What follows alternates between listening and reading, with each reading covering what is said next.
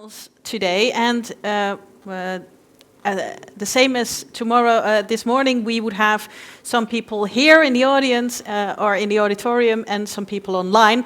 And the problem is that the people online cannot hear us. So I hope it will be fixed in a few minutes. So we will start with the people in the panel who are actually here. Otherwise, we won't make progress. And that's what we want, because the Center for Disaster Resilience has just officially been opened, and now we want to move on and talk about what they could do or should do about communications, external communications to be a little bit more precise, and what they can do with developing their network. That's what we are going to talk about in this very last session of the day, the fourth session. And who has been to all sessions of the day today? Who is still here? Oh, yes, and from my big applause to you. Great, you're still here. So this is a practical session, a more working session. You won't hear any keynotes. We are just giving Irene, the coordinator of the new center, very practical tips. Okay, that's our challenge for this afternoon. I'd like to introduce the two panelists who are going to give us some ideas about external communications, and those panelists are Funda Atun and Paolo Tarolli. Please give them a warm welcome. Yes. And I hope this microphone will work. Yes, take a seat. We didn't make any appointments where you should sit. I'll just give you the mic. When you turn it up, it will work. Yes. I'll just leave out the people that would be online. I hope you will join us later. So I would like to ask you both to introduce yourself very briefly and explain why external communications is so important to you. So what is your relation with external communications, Paolo? Good afternoon to everyone. I'm very glad to be here in this celebrative event. I'm professor in integrated watershed management at the University of Padua, and I'm also involved in some scientific society at some level. I'm deputy president of Natural Hazard Division at the European Geoscience Union, and vice president of Soil and Water Conservation Division of Italian Association of Agricultural Engineering. I spent the last few years of my career doing science, teaching, but also trying to communicate science using social media channels. Indeed, I'm managing and co-managing different social media channels behind the scientific association. I'm part of it, and also a personal group, social communication. More or less, I'm dealing with more than 20,000 followers. And I found in my career that the communication external of academic environment is very important because it helped me a lot to reach some target. For example, to talk with stakeholder, reaching even policymakers level, and also better interact with young scientists, early career scientists, especially at the scientific society level. Wow, very interesting. I'm very curious about what you did on social media, but we will get back to you later. Let's first introduce our second panelist, Funda. We saw you earlier today talking about gender equality, and I'm curious if that's what you think about when you think about external communications too. Thank you, Desiree. Hello. Again, good afternoon. So I am Funda Atun. I'm an assistant professor of strategic spatial planning here in ITC in Urban and Regional Planning Department.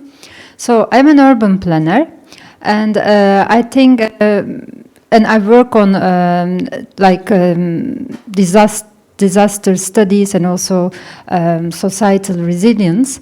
And as an urban planner and as a person who works on societal resilience, it's very important for me to reach out also the local knowledge, but also to deliver the produced knowledge, like research knowledge, to the local people. So for me, two-way communication is very essential for my research. And communication is a necessity, and we need to create this flow of knowledge via communication. And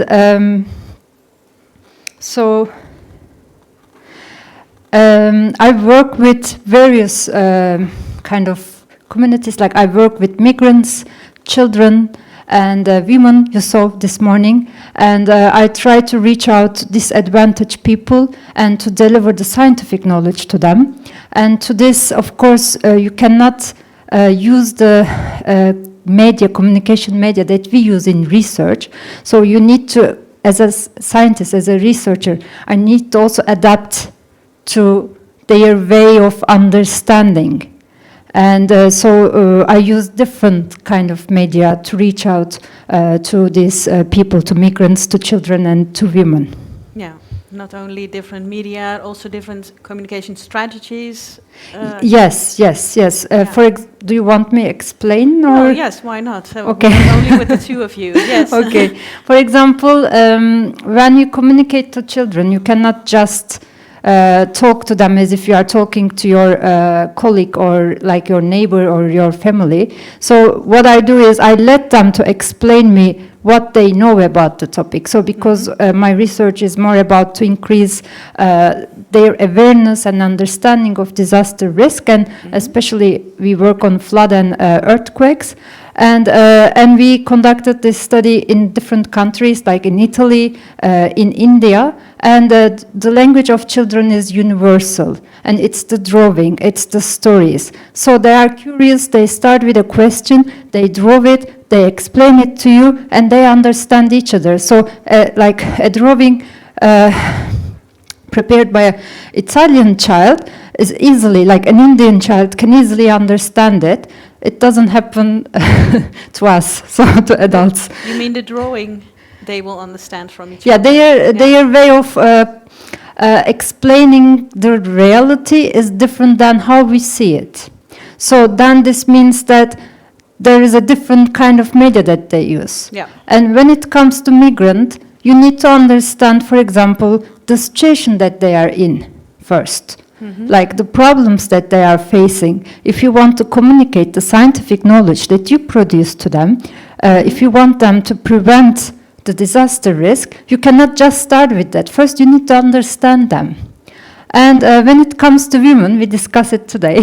So it was very nice to have a space for women to talk about like the challenges, the roles, and like the responsibilities.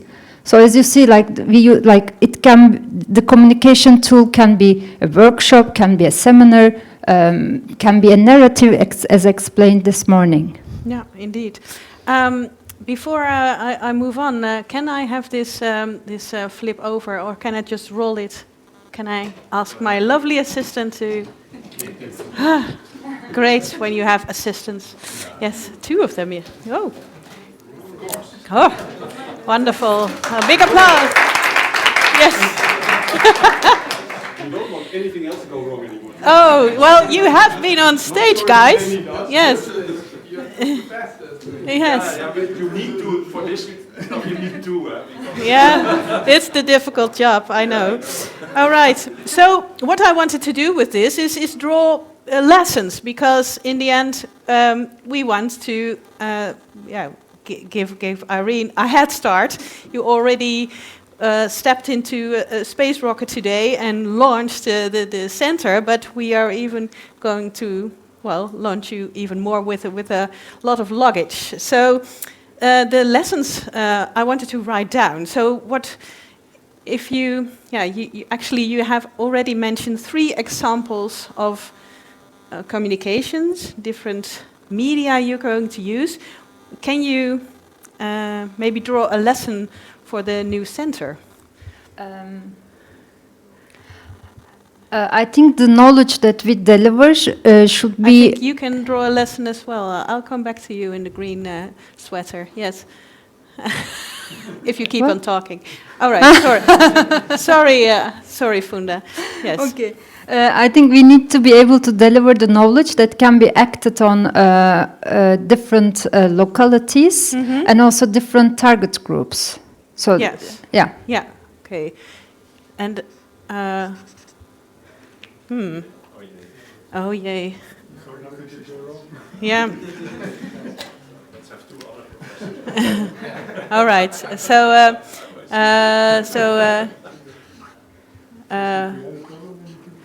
get to know.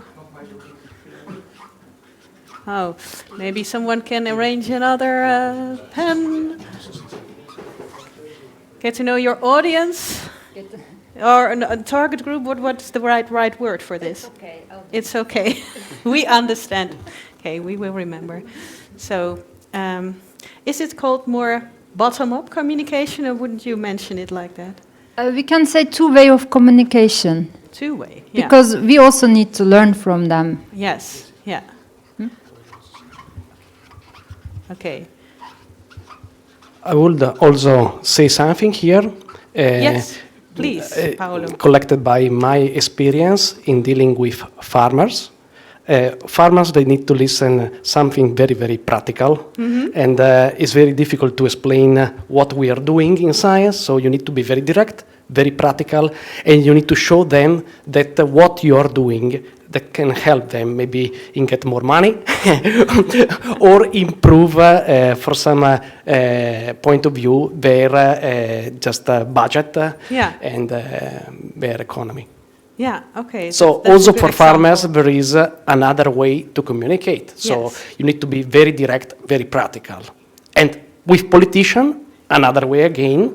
Yes, what is Maybe sometimes to be very direct is not good, right?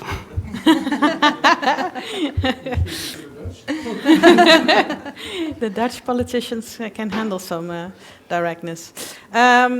Yes, so, but Paolo, maybe you can go into what you did on social media, maybe what the center can learn from that. Okay, before delivering to you my experience, there is a lesson from social media I collected during the last few years.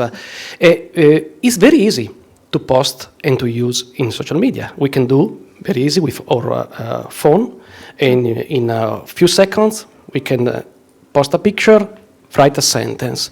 And what kind of social media are you talking? I'm using Facebook, LinkedIn, Twitter, Instagram, WeChat.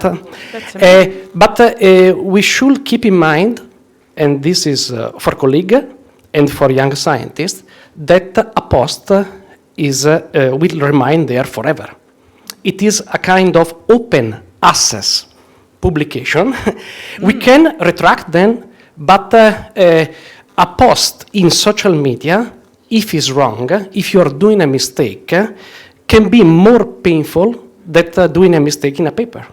Because in a paper, then the mistake is among us, in the scientific community. Okay, I can write a new article, there should be a reply, but in social media, you are talking with society. Can you mention the worst thing that happened to you when you posted something awful on social media? In my case, not, but sometimes, without, of course, can learn from that. saying a name, maybe distinguished scientist, doing roughly some post with some political mention, or maybe just to say, oh, I'm very good here, I have a good H index, posting every day, something like this.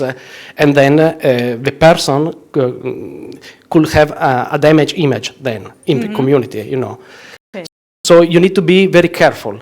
This is what I collect from my experience. Okay. And if I want to suggest a lesson here, you need to follow 3 keywords: equality, inclusivity, and just in order to make your post more in line with people with different culture, different country, and different background. Yeah. Well, this doesn't too well.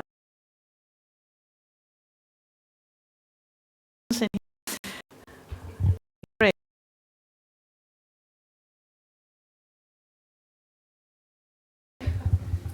Oh, wonderful. Thank you. Okay. Yeah, we can. Yes. Yeah, if I can raise a point. So you raise.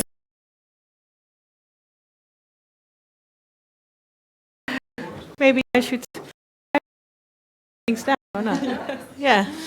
So you raise a very important point, especially in disaster crisis and risk management, because when you we saw it in recent volcanic crisis, or that some scientists or person working for volcanic hazard, they post things that create an alarm in the community. So we need to be very careful as scientists not to create unnecessary alarm in the Totally community. agree. We need to moderate and balance ourselves when we talk with social media. The fact that you're just talking about is true. Another fact is, for example, to give some accuse. For example, this disaster is due to the wrong government decision, and then you write the name, maybe of a people in charge of the local government. But maybe it's a mistake because you didn't know that behind this there is a more complex situation. And in this case, your image as a scientist is damaged. Okay. And the society will not believe you anymore. This is what I saw. And you are every week. If you are on social media, you can see this. But the lesson is be careful, but can you maybe be a little bit more optimistic about what you can do with social media? How does it help you? Of course, Yeah. and this is the second part of my talk. Okay. Social media is a powerful instrument. You can do a lot.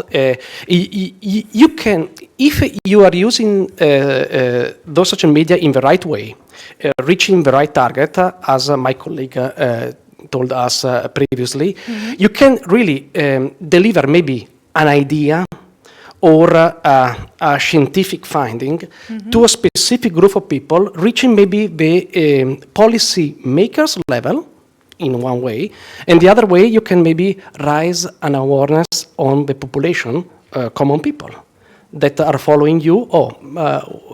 What is very interesting in this research? Why not pushing? Why not doing something? And this is create consensus among people. So. Can be interesting. Yeah, but we need to learn how to do social media. In my opinion, academia and scientists arrive quite late in this. We are at the beginning. We are not influencer, of course, but maybe a specific course with some credits, even at PhD level. Why not? Should be interesting to add. Yeah. Yes, please. Is it on? Yeah, I think so. Thank you. Run of Facebook for our institution, which has about 200,000 followers, and we are heard across. We have a YouTube channel. Wow. So, yeah, well, numbers are surely much larger than here, so you can't be surprised about it. I come from India, right? So, there are few things that I wanted to tell, adding to how children communicate. What we do and this is probably something that center can also take up.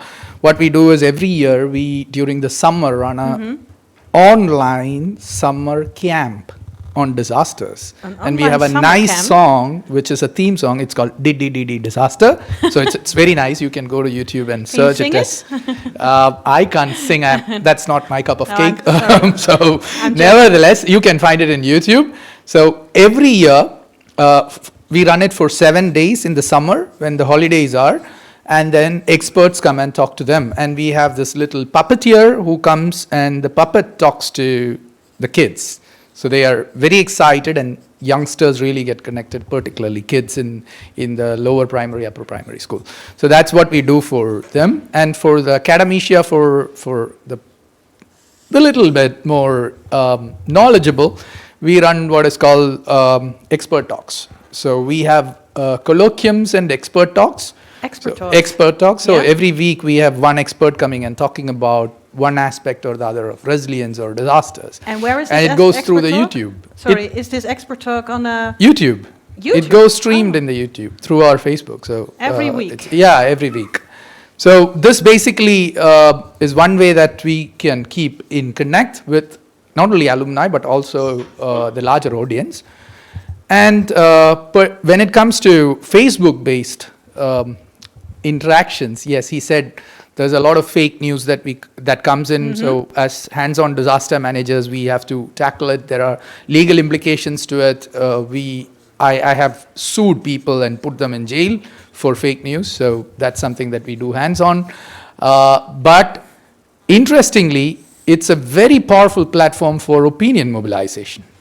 So when we speak of disasters, and rightly His Highness was mentioning in a few moments ago, it takes 22 years to mobilize opinion in a pre-internet era. But Yeah. in this internet era, we could do it in a week's time to push and pull the policymakers in the right direction. I mean, I sit in the interface and then I am also subjected to that kind of push and pull from the social media.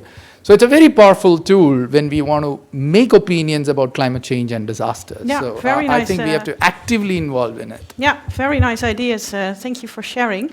Well, we have to develop a disaster resilience song, I think. Organize summer camps. Any more ideas? Yes. And I come back. I promised I come to no. Yes, I know, but the green shirt keeps hunting me. Yes. Didn't you raise your hand? You were talking. Oh, you were raising your hand. Oh, well, okay. I'm a bit curious as well, and I asked his question a bit in detail. Well, no, I'll keep it.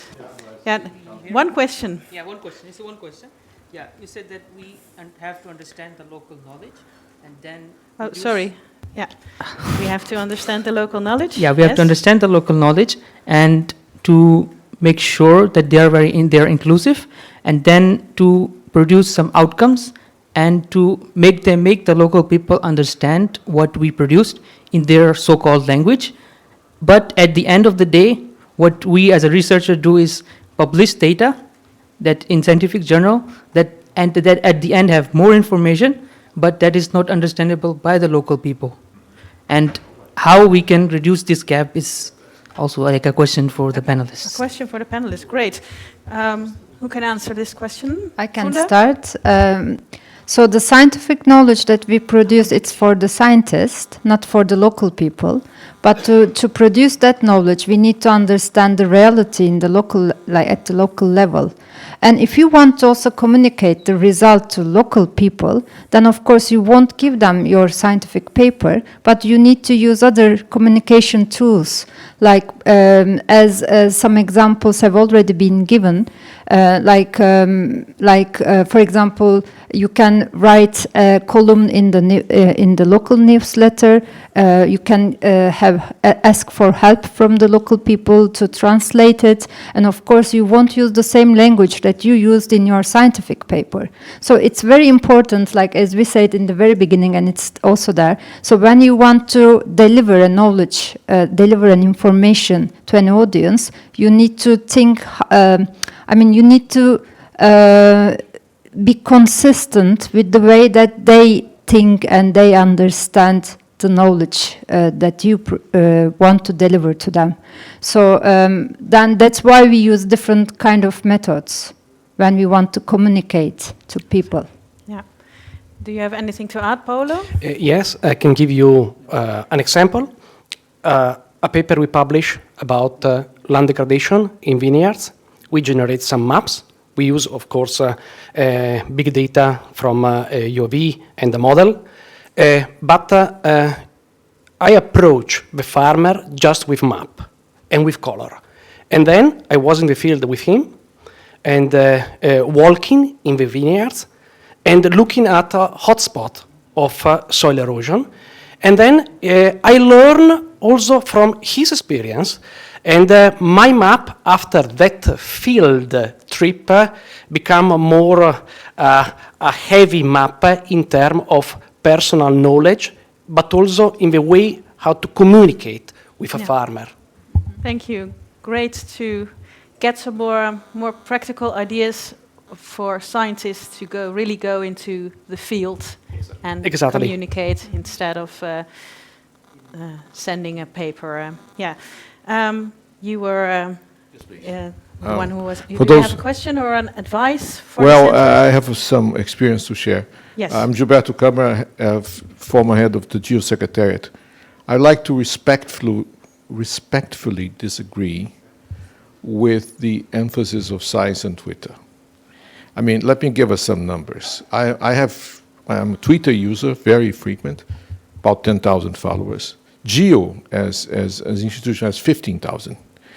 The United Nations Office of Disaster Risk Reduction, which you say it's the area we're discussing, has 87,000 followers. One of the most probably, let's say, followed researcher is Neil deGrasse Tyson. He has 14 million. Now, that's nothing. That's nothing in the Twitter sphere. Kim Kardashian has 500 million. Okay, so my point here is Twitter, you talk to the bubble. Everybody has a bubble. You talk to your own bubble. And that, of course, you can do a lot of, let's say, networking on Twitter, but essentially what you're doing, you are communicating to a very limited audience. If that limited audience happens to be the one you want to reach, fine. But I don't really think, and I have a lot of experience on this, I've been tweeting a long time, I've sort of very much quoted in the media in Brazil, where I live.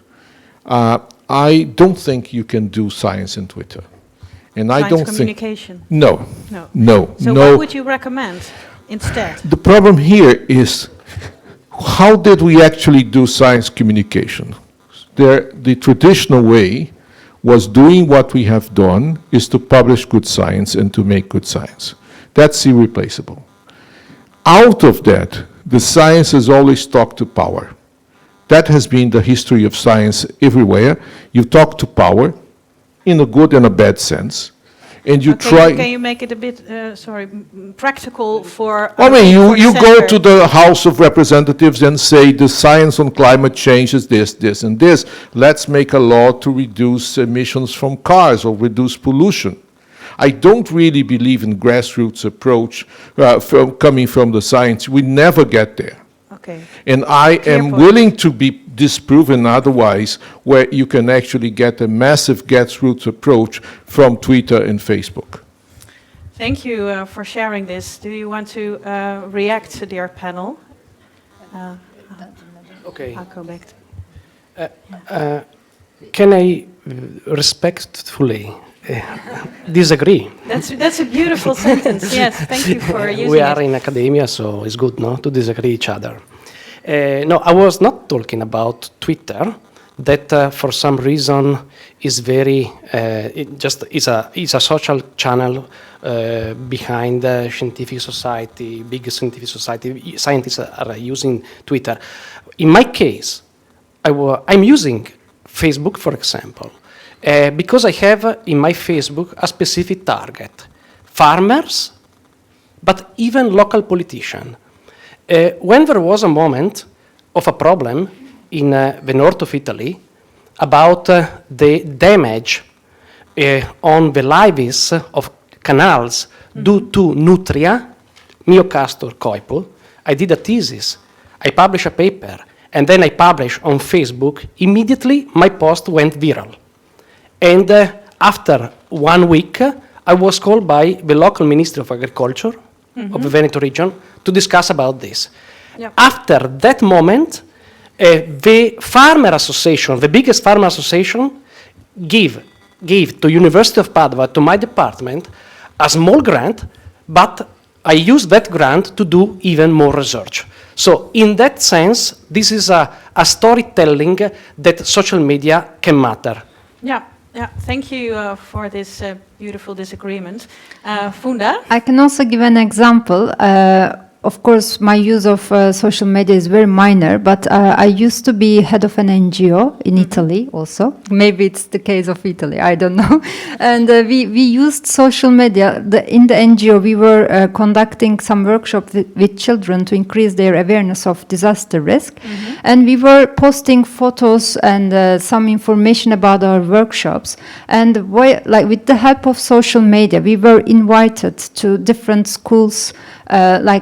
Parents came together, they invited us to conduct a workshop with their children. Yeah. So it was a tool for us. It was not the purpose, but it worked in our project. Yes, social media works for specific target groups in both your cases. Thank you.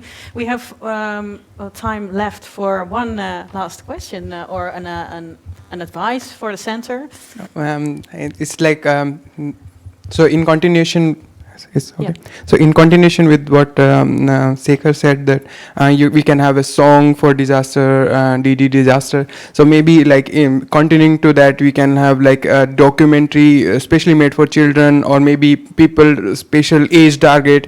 So because it's always nice to see a video rather than maybe reading a paper, and it conveys more. At the same time, in the morning, we were also talking about the putting something in narrative to convey your message that you cannot directly convey. So you made a really nice story to convey the same message, but more effectively, efficiently, and stable in your mind. So Yeah. Oh, thank you for adding this. Is there something else their panel to conclude with, something we haven't said to Irene when she is starting to externally communicate? Is there something she should know from your experience? Is there something else you can help her with, some famous last words? Maybe I can wrap up my contribution with one sentence. So I think it's important to investigate the barriers that limit the efficient and effective communication. Yeah, investigate barriers. Yeah, and that depends on the audience, who you talk to. So every audience has other barriers, that's what you mean? Try talking to a politician. Exactly. Yeah. Okay, every audience needs special targeted communication. Yeah, the same advice.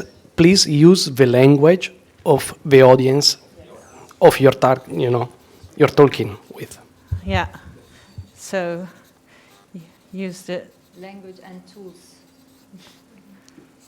Communication tools. yeah. Yeah. I know you disagree. We are scientists. I know it's hard. I know. I don't disagree.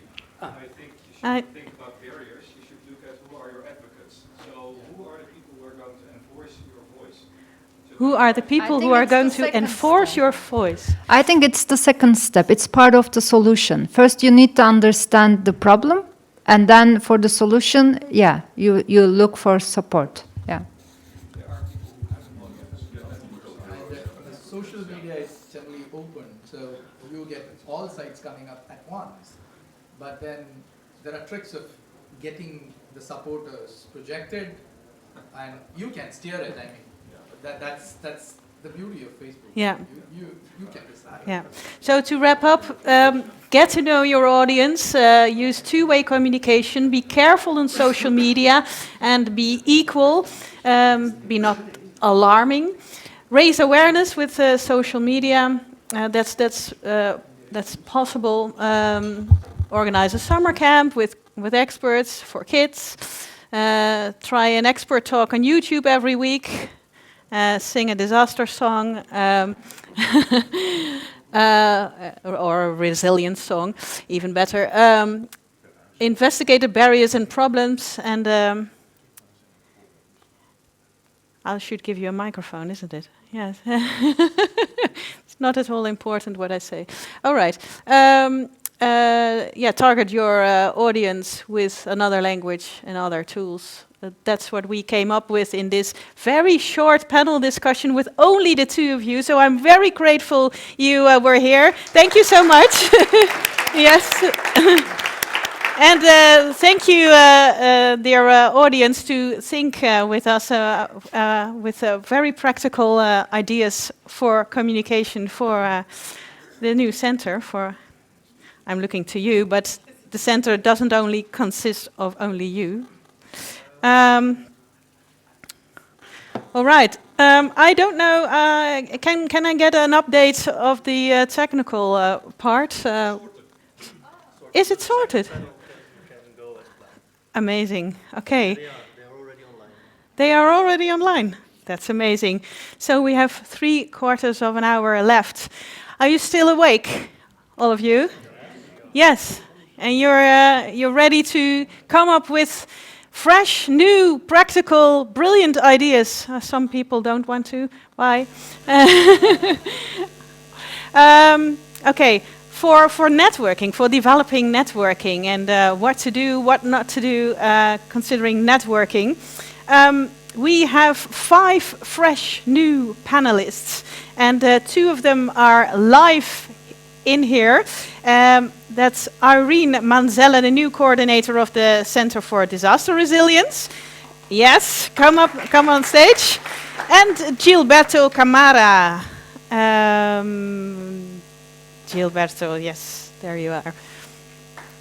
And give him an applause, yes. And you can share a mic when it's up, it's on. Yeah, you know the drill.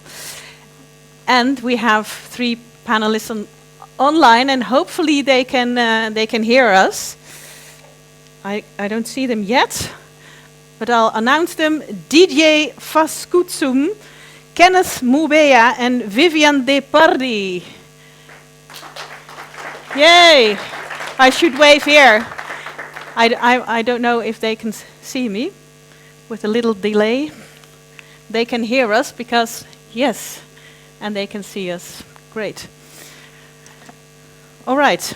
In our former panel, we had some technical problems seeing the people online. So we are extremely happy that you are here right now for our very last session of the day, in which we are going to think of practical ideas for networking. So how should the Center for Disaster Resilience network? How can you connect to them? No, etc. All right. So I was wondering, can you please introduce yourself and explain why we need networks and what purpose do they serve? And I'll start with Gilberto. Hello? Yes. Right. For those who don't know me, I'm Gilberto Câmara. I am former director, just got out of my term as director of the Secretariat of the Group on Earth Observation. And I am also former director of Brazil's National Institute of Space Research. Currently, I'm an emeritus researcher on this area. And I had the pleasure of giving a keynote on Tuesday here. So let me just start by making a certain sets. I don't know, how much time do I have? 3 minutes, 2 minutes, 1 minute, 5 minutes? Tell me. 2. 2. Okay, so let's compare what's happening in Glasgow. Okay, in Glasgow this week, what do we have? We have a conference of the parties of the United Nations Framework Convention on Climate Change. And that conference is underpinned by a number of scientific panels, some of people who actually were here today, the IPCC. And this is where the power lies, because the scientists speak and the power brokers have to listen to them. So we don't have yet anything comparable in the disaster resilience agenda. We have an office for disaster risk reduction, but we don't have a panel for disaster risk reduction, and we don't have a conference of the parties to implement the Sendai framework. So for me, the most important task that a new center would face was to immerse itself on the international agenda and try to work with the United Nations so that the area of disasters gets the visibility it deserves. Thank you. Thank you for sharing this with us. I'm trying to write it down. So emerge on the national...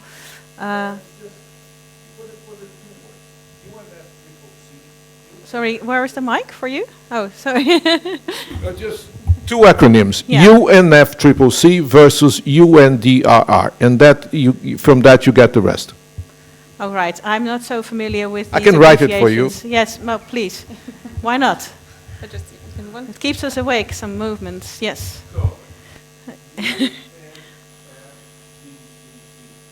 All right. You probably know these. You too? That's your language, isn't it? Yes, okay, good. Yes. Okay, fortunately you speak this language. All right. That's networking for you. So, Irene, you are the coordinator of a new, well, center, a new network maybe. You also have experience with networking from before. Can you share with us how you think about networking? Yes, I've already a bit explained what is my view on networking, and one of the core things of the center, I see it as being the connect and reach, and trying to coordinate all these different network and trying to work together again to have a common effort instead of individual effort. And I know that is a kind of an ambitious objective and aim, but I think that we are on a good start to do that. Building also this panel and discussing together what are the main aspect to take into account to make this network sustainable and to have again. It's like this coordination words comes always into place. It's good that I'm the coordinator because it's coordinating the effort and coordinating this network. It would be very important, and it's a challenge. It's a challenge. It's a difficult task to put together people that speaks different language, and that's why also the previous session panel on communication is so important, because it's sometimes very difficult to speak the language of our audience and to try and connect people that works in different fields, and they have different role in the risk management. And so but we need to start by learning from best practice, and so learning from all the panelists and the network that is already in place at the ITC. It will be the starting point for me to then work forward and go forward. Yeah, well, that's quite a challenge. Let's see what kind of best practices we have here online. Can I start with Kenneth? Kenneth, can I call Digital Africa a network? Yes. Can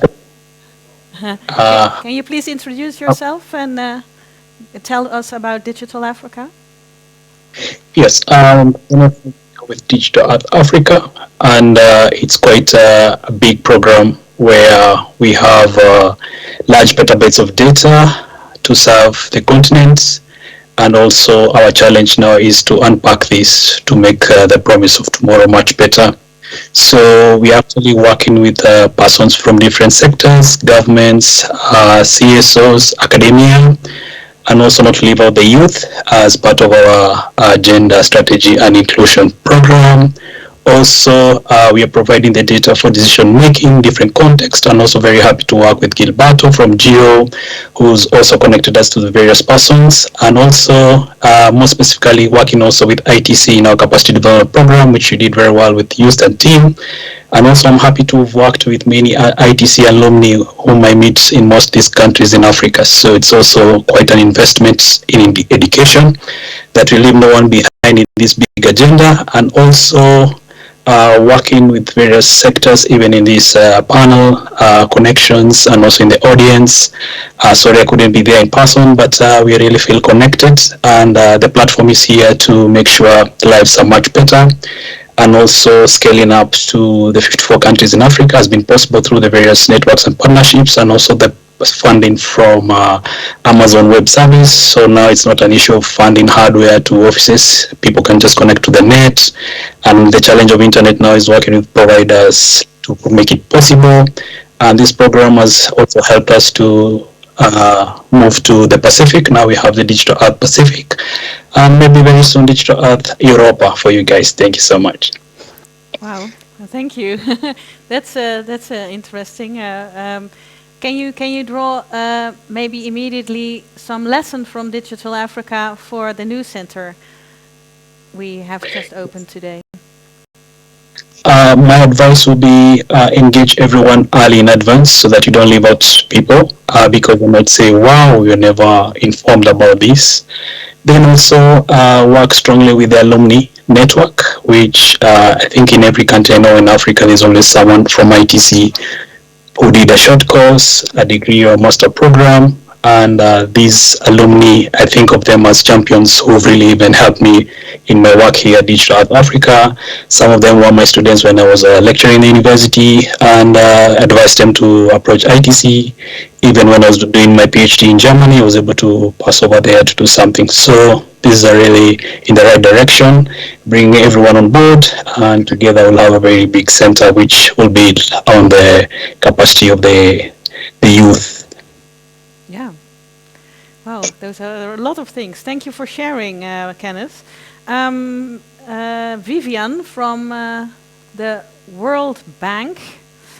Can you introduce yourself and tell us why we need networks, or what your vision of networking is, and maybe also share a lesson for the new network? Yes, thank you. So I'm a disaster risk management specialist at the World Bank, and with a specialization in geospatial technology. So I worked a lot on the topic of how can we make risk information or information about natural disaster risk more available, and also how can we create it at a more faster and lower cost. And so for that, we've been relying on a lot of network. I mean, partially we collaborate with existing network, and partially we also kind of created some of our own networks. So I think we've been working a lot with open data networks, like the OpenStreetMap community, and I think there's a lot of interesting lessons to learn from this kind of grassroots networks that started from volunteers, but then grew from volunteers to now having some of the biggest company part of this network. And I think a network like the OpenStreetMap network can show how you can mobilize skills and people anywhere in the world very quickly through that power of network, and also because everyone is gathered around the same kind of passion and goal of creating this free map of the world. So I think that may be one network to look at that's very interesting. I think another network, type of network we've been working a lot with is open source developers, and especially in geospatial technology, especially in the goal of trying to create some public goods. So we've been working on trying to get data and tools as public goods. So we've been working with, for instance, OSGeo network of open source developers, and with various companies and institutions in this network to be able to gather around creating tools that anyone can use, as well as data standards that we can use and to disseminate disaster risk information, to have better process around disaster risk assessment, and so on. So I think some of these networks are also really important to kind of get this consensus, but as well as pooling resources in terms of developing public goods such as data tools and standards. And maybe finally the last one, which is the one we created with our team, is called Understanding Risk. It's a community of about 13,000 experts from all around the world, and I think what's really interesting about this network is we're trying to do a very non-traditional kind of networking. So we bring government officials, we bring NGOs, we bring academics, we bring private companies, and I think that this network has been very successful because it's bringing all of these different actors who are not necessarily used to speak to each other, and so that's also maybe another kind of interesting aspect of our experience. But I'll stop here and develop some of these points and further in the discussion. Thank you. Yes, thank you so much. I wrote down open source and cross and interdisciplinary as two keywords that networks could, could rely on. We have DJ from ISOCARP. Can you explain what purpose your network serves, and maybe you have some brilliant idea for the new network as well? Brilliant ideas. This is good, yeah. So, yeah, thank you very much for this introduction, and thank you for the invitation also. So, what is ISOCARP? What ISOCARP is simply an acronym. It stands for International Society of City and Regional Planners.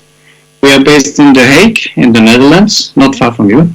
And we are the global planner network of urban professionals, simply. And I was as an urban planner, I was engaged in this society till 2019 as Secretary General, and now director of the ISOCARP Institute. I will explain a little bit more in detail what does it mean, yeah? So ISOCARP in itself, this is a global network of individuals and organizations. And what we do as urban professionals is that we are simply connecting all these individuals into this big network, and then we do so all speak the same language.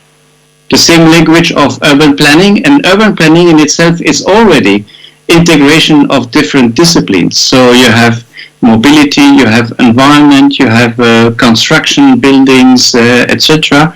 And therefore, this network is already integrating a lot of topics and a lot of professionals. So when we are, so to speak, selecting new members, we are asking their interests. And they have already their profile on the website and the network, etc. And when we do our congresses, we have several topics. We have several, so to speak, several research topics, and the specialists or experts are talking then together and developing new ideas. Yes, I don't know if it's if I'm replying or if I'm helping you in this discussion. What I would like to say is that as a network, we are representing a profession, the profession of urbanists or urban planners, but we are representing also a conviction. So we are convinced about better knowledge for better cities. Yeah, this is our slogan. And sharing this knowledge is also sharing friendship and spirit. And well, the organization is 1965. It's a lot old organization, and we went through different crises also. And this is a typical topic for networks that we are experiencing crisis, and the crisis mainly in governance, but also in the content and in a dialogue with the members. Yeah. All right. Maybe this is a topic for next. I wrote down the same language and having a slogan or a mission. Those are key for networking. Yes. Now we have talked to all of you. You have all introduced yourselves and already gave some ideas for the new center. Now I want to dive a little bit deeper into this theme of sustainability, because a lot of networks are related to research projects, but how can you make a new network sustainable? Is it only with funding? Who wants to say something? Yeah, I think that Didier raised a very important point for this. It's a kind of, in network you need to renew and to innovate all the time if you want to stay alive and be sustainable. So I think that this is an important thing, that again we are in an ever-changing world, and we need to adapt to the changes, and sometimes we need to think ahead of the game and trying to innovate also with a bit of an advance instead of waiting for the change to brought us to force us to innovate. So I think that this is a very important thing to kind of follow the changes and try to adapt to it. Yeah, thank you. Yes, Gilberto. Well, let's look from the perspective of the center, or the center in let's say, in a research environment. And we have to understand one thing. The current status of what we would call the science of disaster resilience is still far in a state of flux.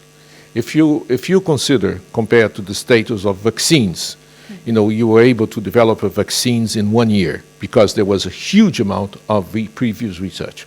You were able to influence governments to the IPCC. Why? Because there is a huge, first of all, there's a huge research in meteorological and climatological models that can reach conclusions which are accepted by the scientific community as a whole, and well, take it or given parts of the government still will accept the reality of science. The challenge for this new center, and the challenge for any new academic center, is the challenge of establishing a scientific discipline.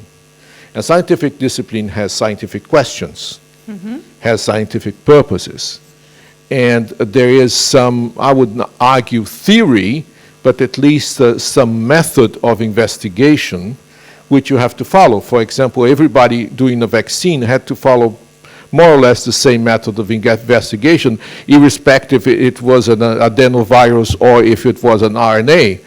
So we still don't have a certain scientific model by which we can assert the excellence of disaster risk reduction science. And this, to have that, is a precondition to influence society. Science only influences society when there is enough consensus in what we call the scientific community, so that it is so strong, for example, the issue of climate change, that thousands of scientists talk together the same thing. So the challenge for this new center is helping to establish the basis of what we would call the science of disaster resilience, which honestly, and scientists have to be honest, is not there yet. So establishing the science, making a scientific agenda, answering this agenda, developing a scientific method is a major challenge for this and all academic centers which are invested in disaster resilience and disaster reduction. Yes, thank you. I'm going to tease you a little bit because I'm asking you, audience, does everybody agree with this? I already wondered, yes, and there's someone who respectfully disagrees with you. Yeah.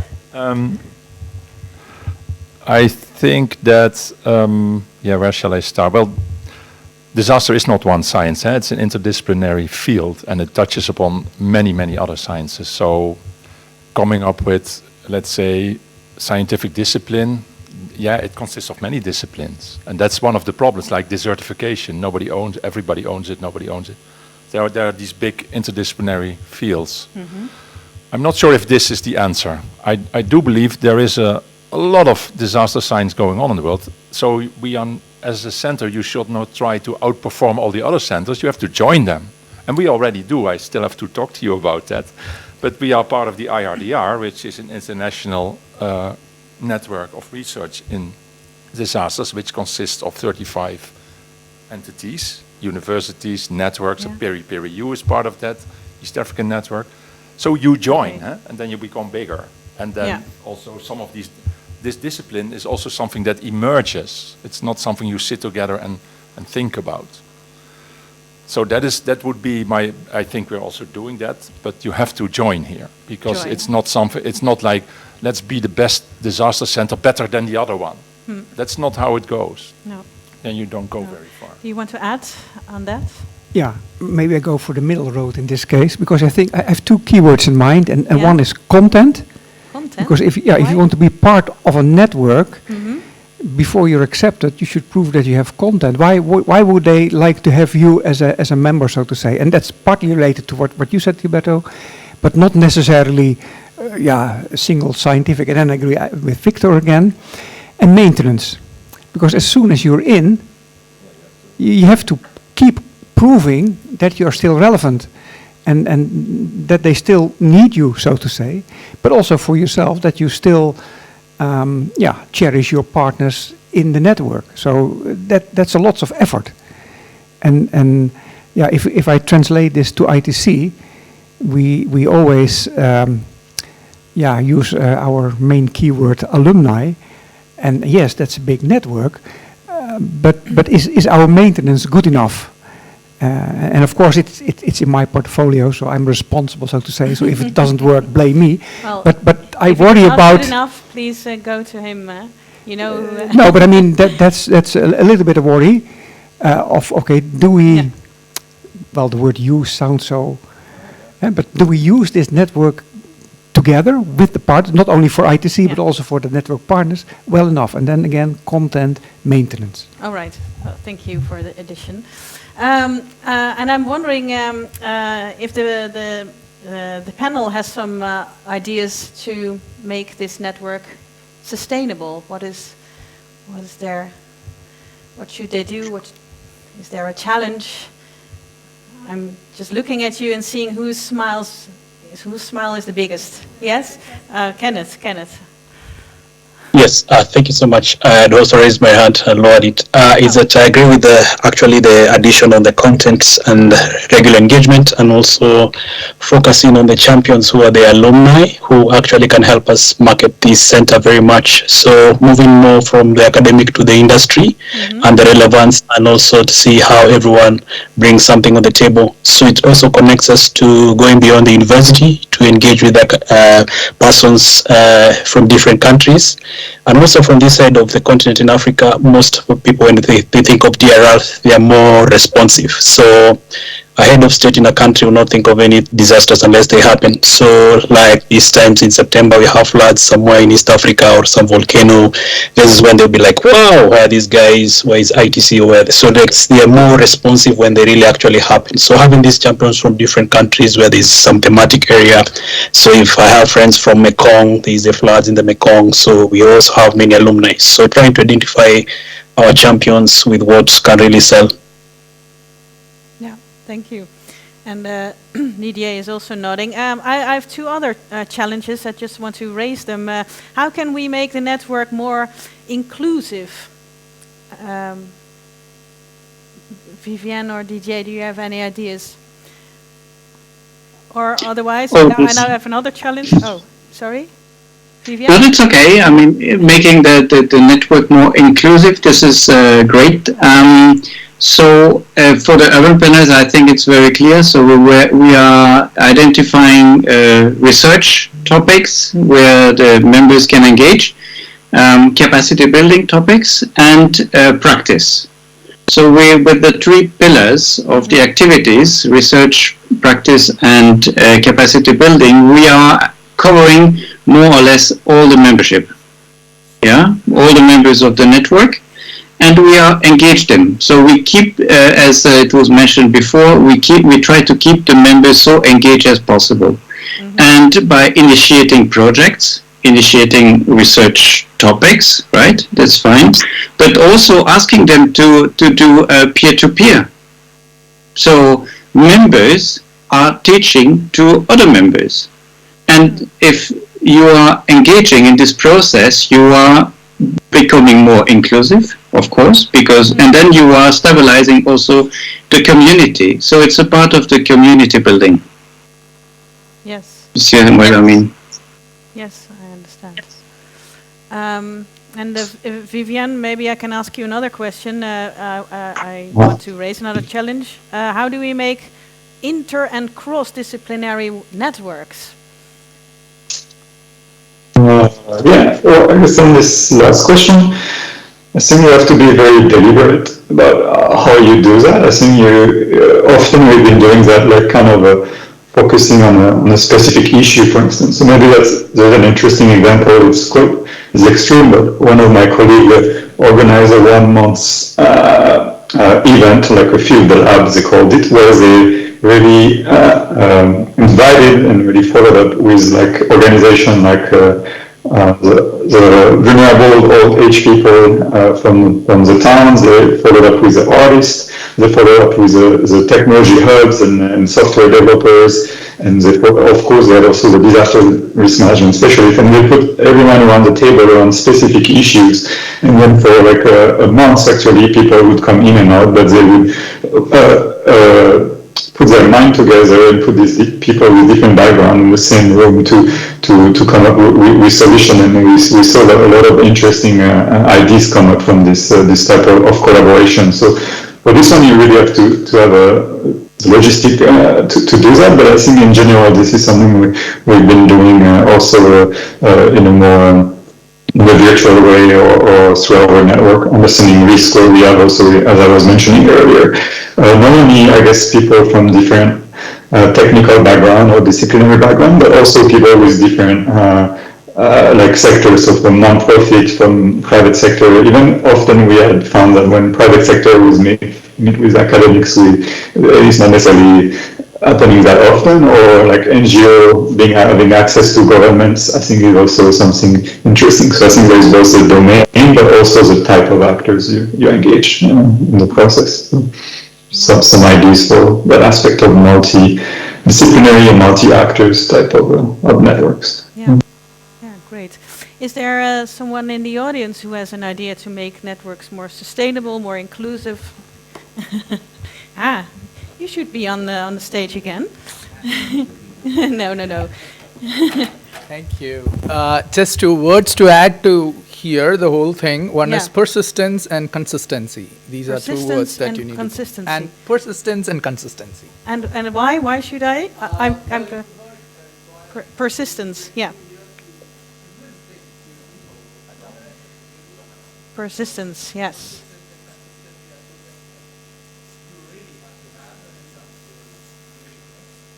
Yes.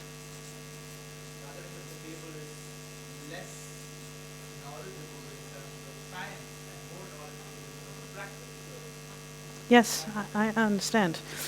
Any more keywords we have to think of when developing a network? Yes.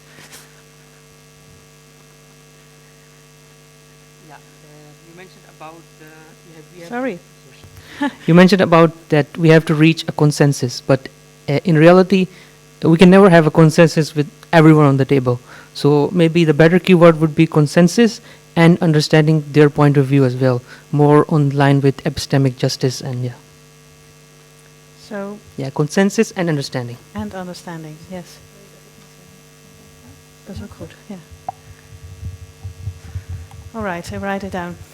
I have my lovely assistant here who can go to to this person with the microphone, then I can write. Multitasking is not my best. Thanks. Just to pick up a bit on where Victor left off, I think a lot about super wicked problems, and climate change resilience being 2 examples of that. I think that we have a lot of institutes that need to find better methodologies for working with one another, where we're ourselves on these grand challenges, not working in a siloed sort of way, but in an interdisciplinary and transdisciplinary way. So my keyword would be integration, and finding the integration points where one institute specializes and can fill in that cloud of uncertainty of the other institute. In our case, it would be the 4TU Center for Resilience Engineering, where we see a lot of added value of working with institutes like, the Resilience Center, the RISC Center here at ITC. Great word, integration. Anyone, any other words? Yes. Okay, I have one word that is like trust. So in networking, if you have trust with the other person, it's really important. That's how you engage. That's how the consistency and persistency. You always want to really be with the person because trust is there. So I think that's the key word. Trust. I wrote it even bigger than the other words. Sorry. Thank you so much for helping me moderate. DJ. Yes, I had two other keywords, if I may. Yes, of course. The first one is competence. Competence or skills. Because the competence should be reflected also in the network. Yeah. And the other one is the win-wins. So if you join the network, what do you get for it? Yeah. Right?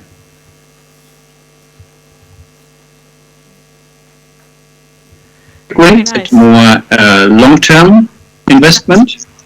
So the win-win situation is quite important and when we are talking about networks. Yeah, I understand. So, yeah, we almost have come to the end. Oh, Gilberto. Well, yes.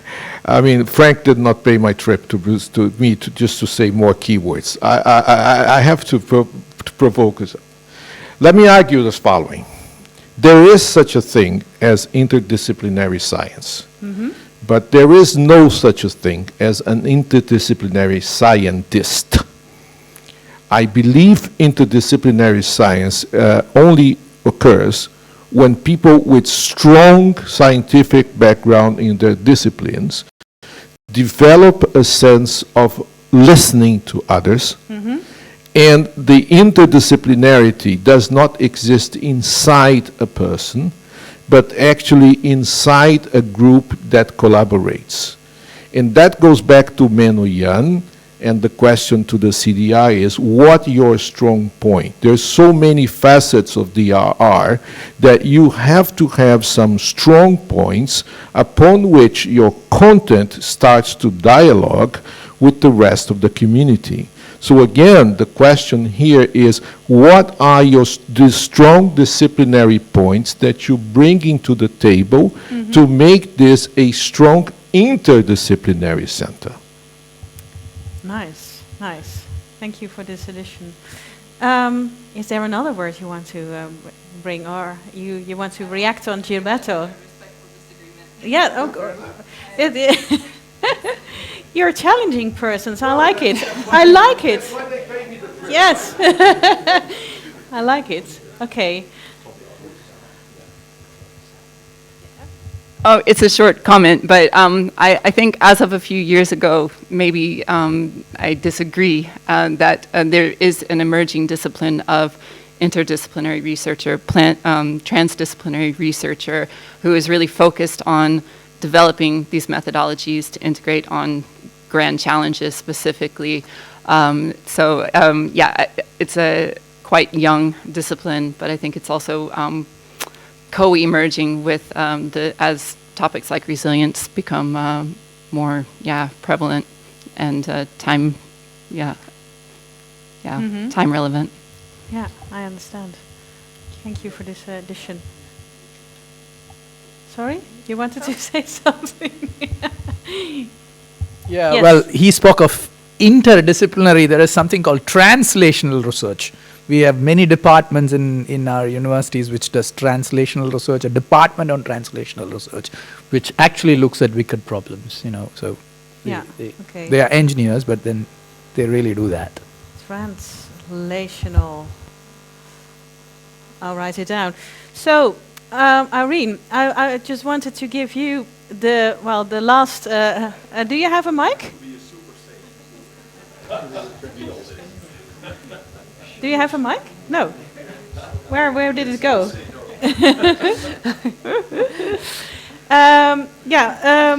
Because when you see all these words here, as you told them, I'll read them just for people who can't read them.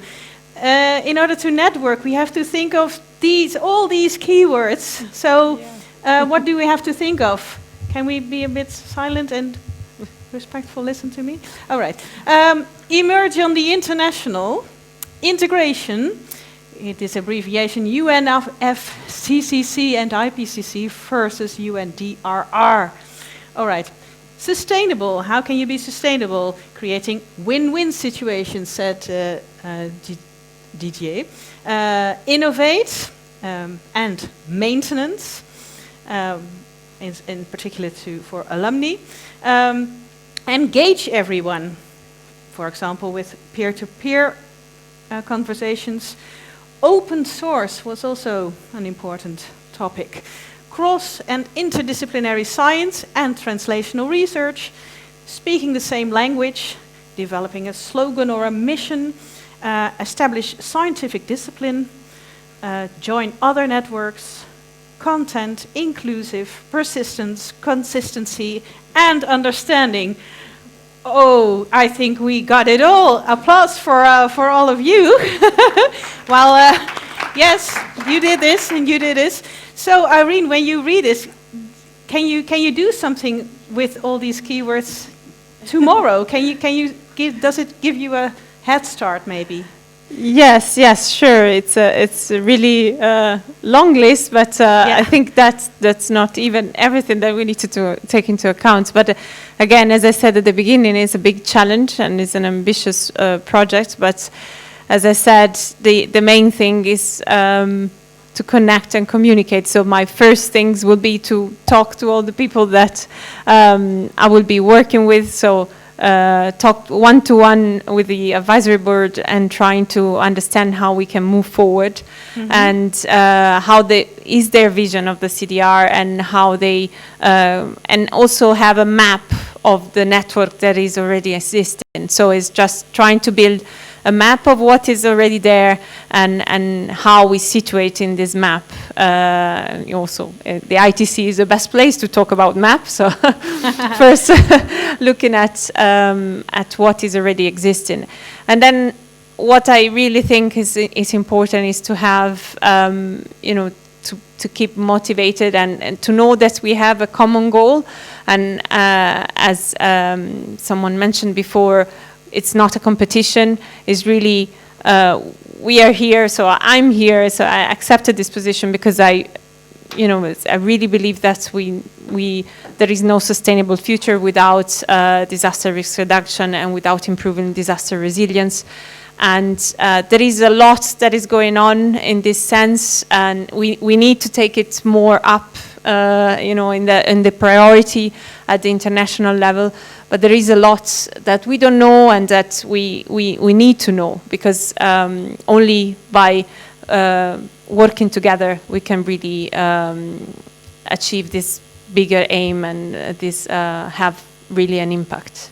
So yes. That's yeah. So I wanted to wish you good luck with starting the center with all these tips and ideas and about communication and networking. And I wanted to thank the online panel, DJ, Kenneth, and Vivian, for your contribution. And I'm sure Irene will connect with you. Yes, and louder applause from us.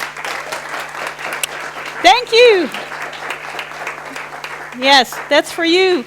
And thank you both for being here as well and sharing your controversial ideas. I don't know why, but you were the most controversial. If I could give a prize for that, I would.